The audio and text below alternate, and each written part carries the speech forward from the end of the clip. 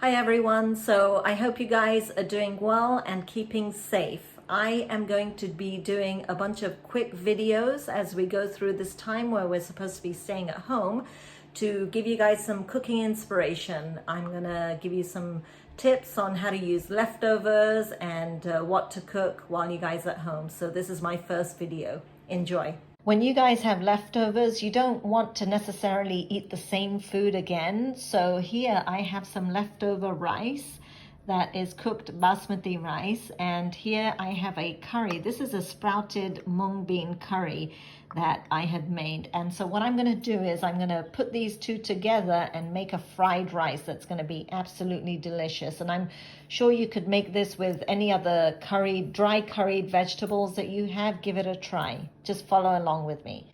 The first thing you'll need is some chopped onions. So this is 3/4 of a medium-sized onion, and I'm not putting that much onion in this because I have onions already in this curry.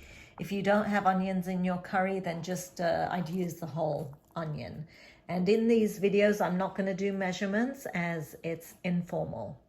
So my frying pan is heating up here. I'm going to add some oil, probably like 3 or 4 tablespoons of oil in there. And I'm going to put some cinnamon sticks and a couple of bay leaves. And I would add cloves and cardamom seeds and stuff, but when I'm making something like this that has small pieces, I don't like to pick out the spices, the whole spices in there, and it's not nice if you get them in your mouth. So what I do is I grind up the rest of the spices. So this is basically cloves, there's some cinnamon in there, cardamom, and star anise. So I just put this powder in, which is kind of equivalent to the tempering that I'm doing here, or would do with all those whole spices.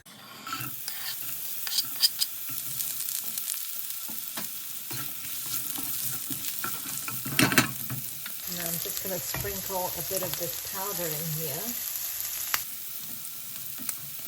Let this fry up.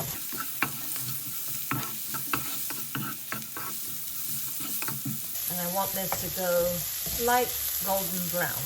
So I'm just going to cover it, let it fry, give it a stir every now and then. So while the onions are cooking, you want to mix the rice. And we're going to do this by hand so we can break up the rice. Now when I cook rice, I actually add a little bit of salt in here. So if you add salt, then you just have to remember not to add too much salt when you're mixing this together. All right, so I added the sprouted mung beans in here and mixed this up by hand. Now I'm just gonna kick this up a little bit by adding a little bit of chili powder, turmeric, and coriander cumin powder, not too much. And we're gonna add some garam masala in here, about 1/2 teaspoon. And just a little bit of salt because the sprouted mung has salt and the rice has some salt too. So I'm just going to add a little bit.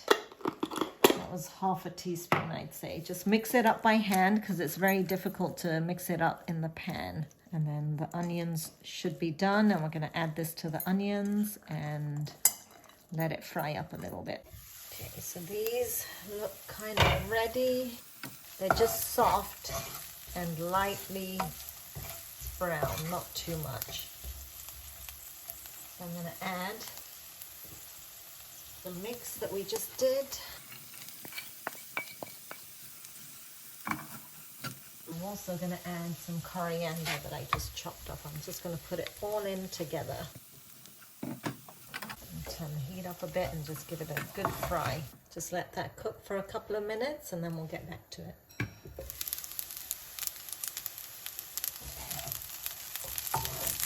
This has been frying for about 3 to 4 minutes now, and I've stirred it a couple of times.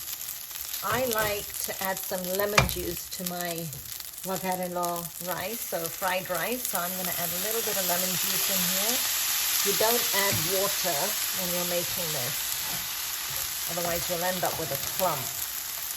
So just add the lemon juice if you like it, or you don't have to add lemon juice. Just give it a stir. And then let it cook for a few minutes longer, and then it's done.